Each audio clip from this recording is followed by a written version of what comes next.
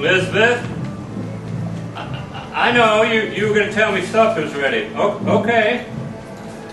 I'm just finishing up my letter to the governor. You want to hear it? Dear Governor Cherry, I have just seen in the News and Observer about your commutation of William Dunheen.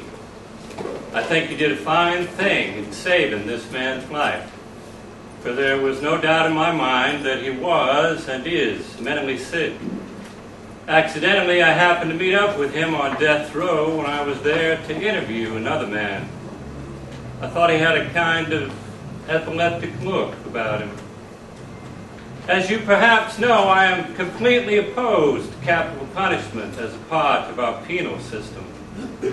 I am sure in my heart that it is far beneath the dignity of our Commonwealth, not only as we feel her to be, but as we hope she will become, to befoul herself with this continual putting to death of our poor, ignorant Negroes and tenant farmers. One only has to imagine himself on death row for 1 minute to realize how wrong it would be for the state to come and take his life, no matter what his own crime preceding that had been. To take a life in payment for a former life only adds a second one to the one that was. To kill a man in judicial cold blood is but to deny any possible development and amelioration in that man's character. This is not only bad science, but worse, Christianity.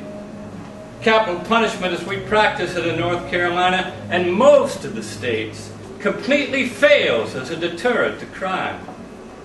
For you and I know that as long as there is life, there is hope. There is hope for improvement. Capital punishment on any ground is part and parcel of the old Mosaic law and of a perverse and pessimistic philosophy of mankind. The gas chamber and the electric chair belong in the same category of cruelty and blindness as the medieval instruments of torture and punishment, such as the rack, the screw, the wheel, the iron tongs. I, for one, as a citizen of North Carolina, will always commend any action of yours looking toward the alleviation or the ultimate abolishment of this our failure, not only as penologists, but as citizens. Elizabeth, we will not live to see it.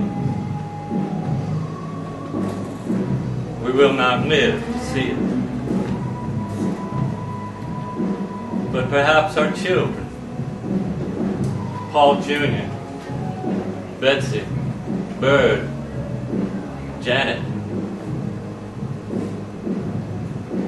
If we could see these instruments of torture relegated to the museum, an inspiration to a new age and a warning to our young people as to the blindness in which a former generation walked.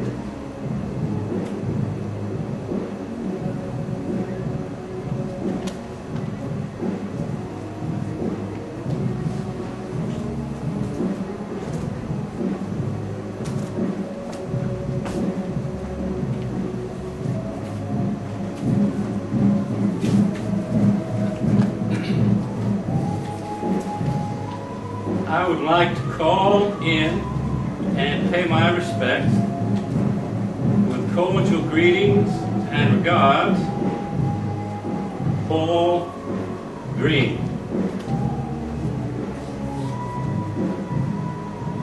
So you think it's pretty good, huh?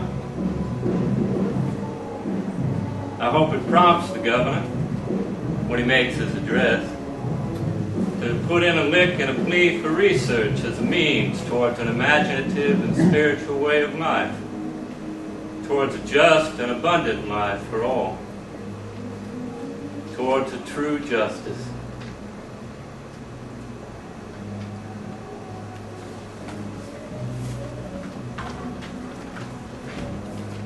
Now, sweetheart,